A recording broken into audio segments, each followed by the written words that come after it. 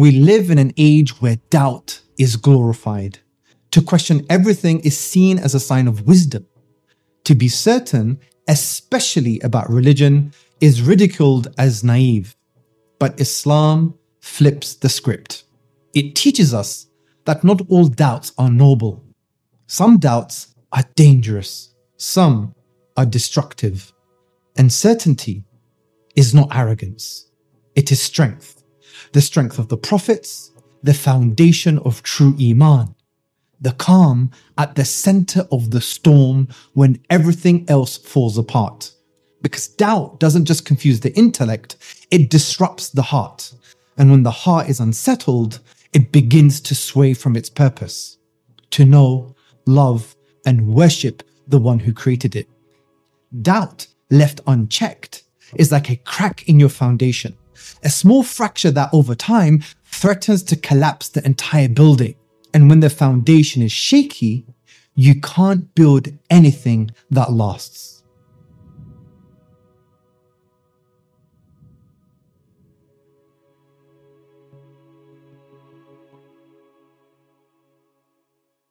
Certainty, yaqeen, is the opposite.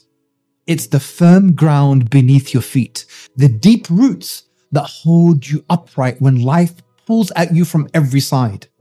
It's the steady flame that continues to shine even when the winds of confusion blow. In Islam, spiritual doubt is not treated as harmless. It's considered a disease of the heart. But like all diseases, it has a cure. And every heart that aches for clarity can be healed. The Quran reflects this reality.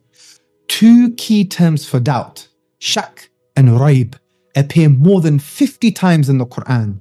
Not once are they praised.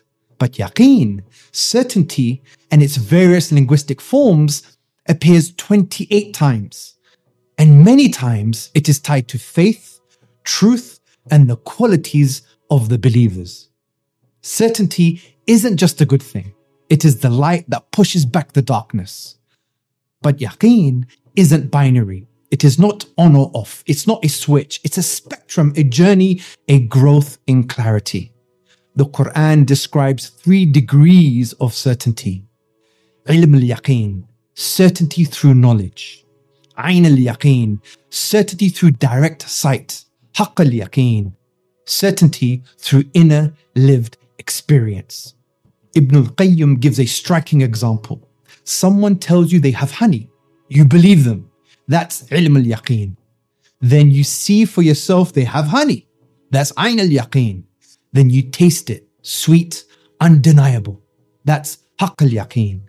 This is what we're aiming for in this series.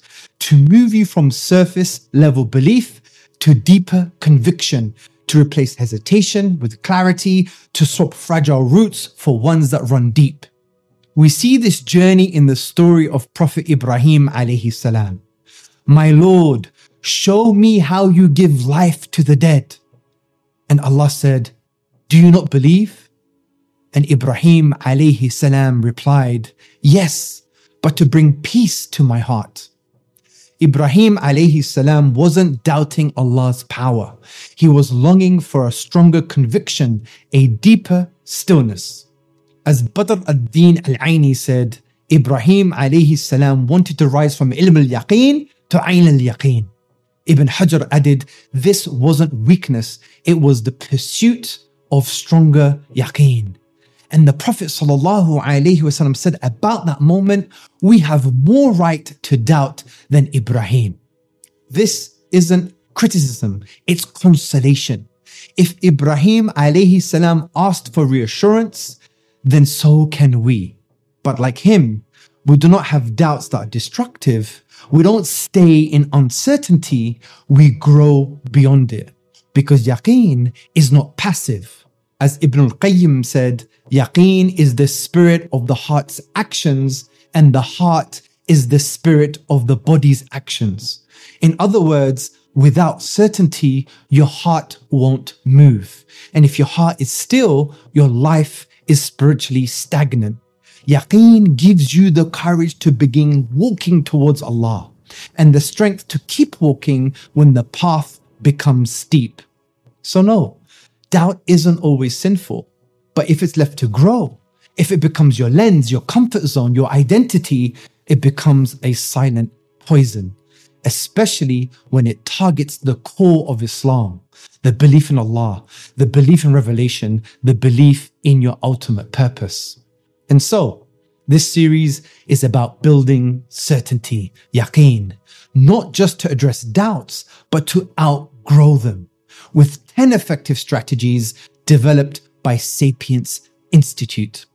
They will help you move from the shadows of uncertainty into the light of conviction, to plant roots that run deep and build a foundation that will not shake when the storms come. Imagine two people standing in the ruins of the same personal crisis. Both have just lost their jobs, their stability has vanished, their future feels uncertain.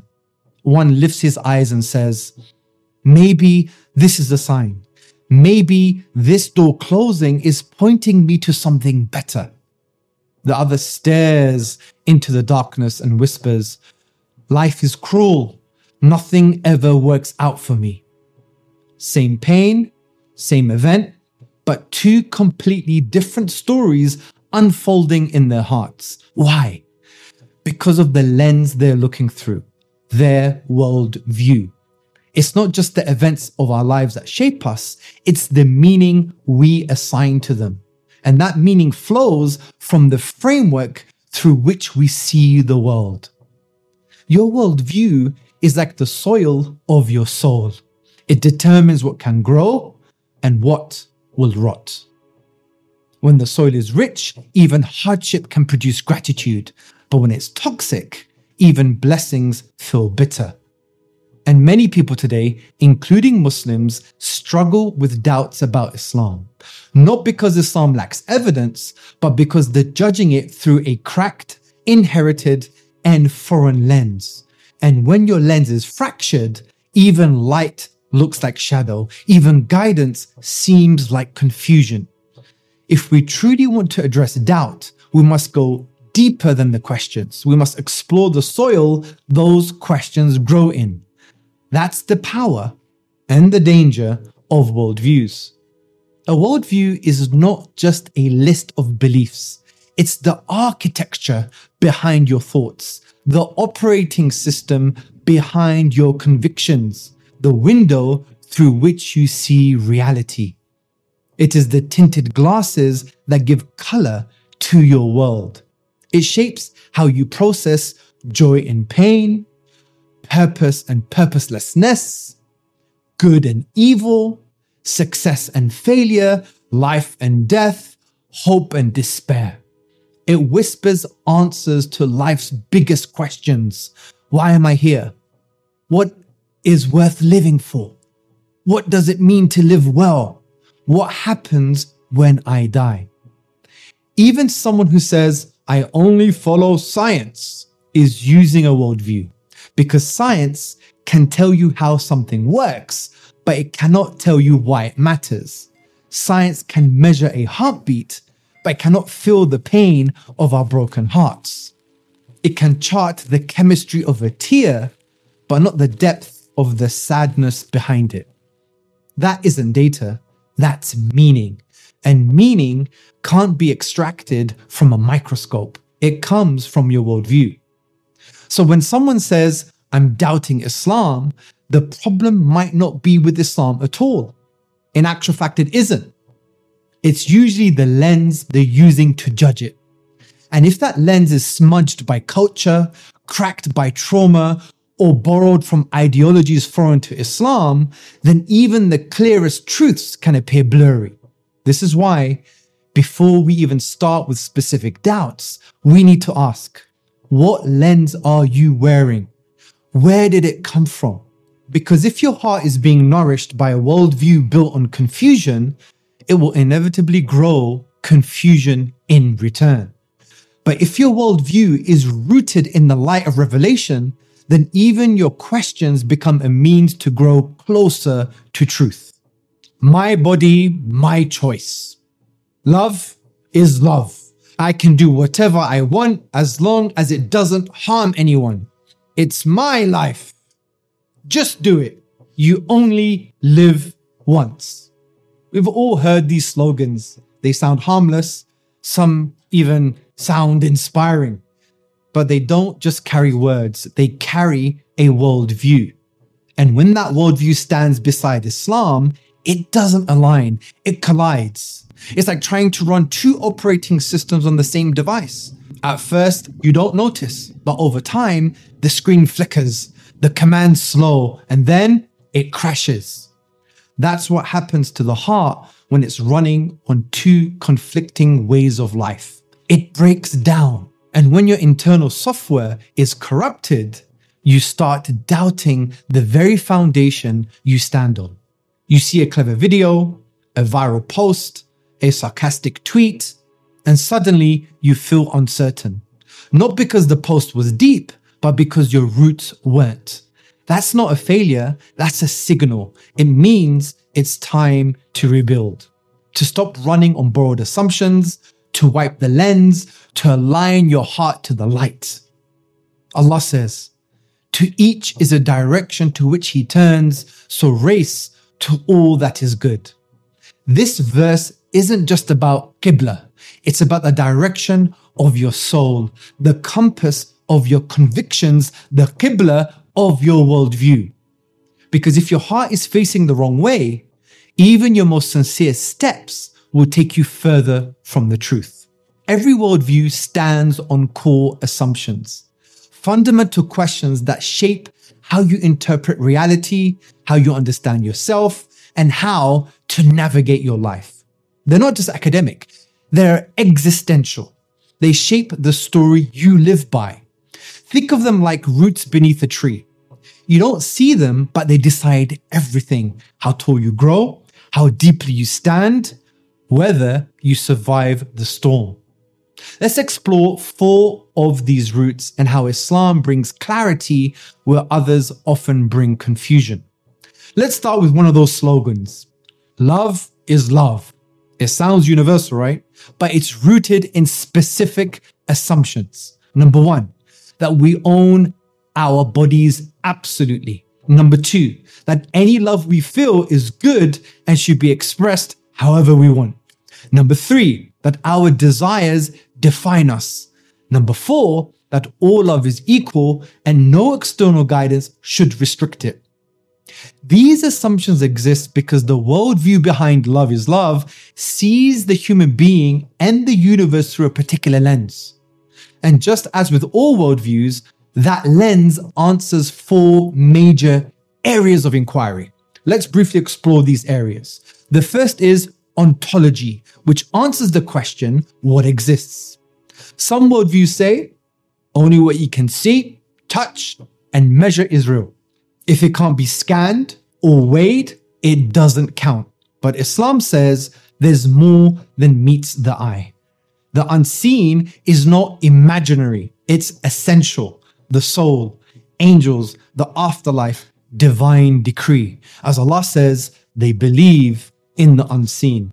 The worldview behind love is love rejects accountability beyond this life. So people feel free to act on desire without concern for eternal consequence. The second is epistemology. It attempts to answer the questions, how do we know? What are the sources of knowledge? What is truth? Some claim human reason and experience alone are enough to define love and morality. But Islam reminds us, Allah knows, we don't. We see a pixel, Allah sees the picture. Our minds are limited, our perspective is narrow. But Allah is Al-Alim, the knowing, Al-Hakim, the wise. What we think is love might be self-deception. What we call harmless may be spiritually catastrophic. So we submit to the one who knows not just what is, but what will be. The third is ethics. It tries to answer what is right and what is wrong.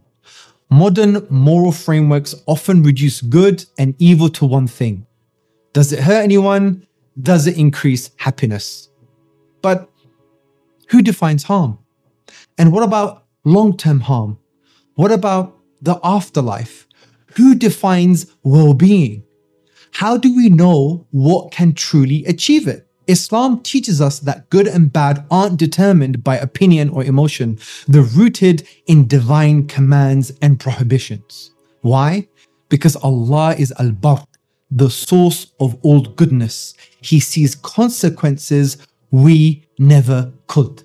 And when Allah tells us to do something or avoid something, it's not a restriction, it's protection. The final area is anthropology. It tries to answer what is a human being.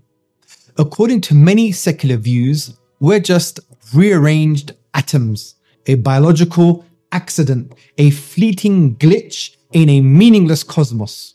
Some even say you are your desires. But Islam says you are more than that. You are honored, you are dignified. As Allah says, we have certainly honored the children of Adam. Islam makes it clear. You have a qalb, a heart, the center of spiritual perception. You have an aql, a mind, the tool of reason, which is a function of the qalb. It's a function of the heart. You also have a fitrah, a pure, natural inclination to truth. But the thing is, the heart wavers. It does taqallub. It wavers. It's tested. And it can be clouded by shahawat, blameworthy desires, and shubuhat, destructive doubts. And it can also be diseased with kibr, arrogance, hasad, envy, ujub, self-amazement, and riyah, showing off. And when the heart is sick, no matter how much information you feed your intellect, even the clearest truth will not settle. So let's focus on the fitrah. The fitrah is like a car journeying towards the truth. It has an affinity for acknowledging Allah, goodness, and worshipping Allah alone. However, a fogged windscreen sends it off course. The Prophet ﷺ said, every child is born upon fitrah, but his parents make him into a Jew, Christian, or Magian. But the world, sins, society, and godless ideologies cloud it. That's why some doubts don't begin in the mind, they begin deep within. So the cure isn't always about more arguments. Sometimes it's polishing the mirror within, so it reflects the light again. Worldviews shape how we see. They can create clouds of confusion or clarity that cuts through the noise. And as we end this episode, I want you to ask yourself, what lens am I wearing? What assumptions shape how I view Islam? And then sincerely make this dua that Umar ibn al-Khattab radiallahu an used to say. O Allah, show us the truth as truth and help us follow it. Show us falsehood as falsehood and help us avoid it. Brothers and sisters and friends, let's walk this journey together.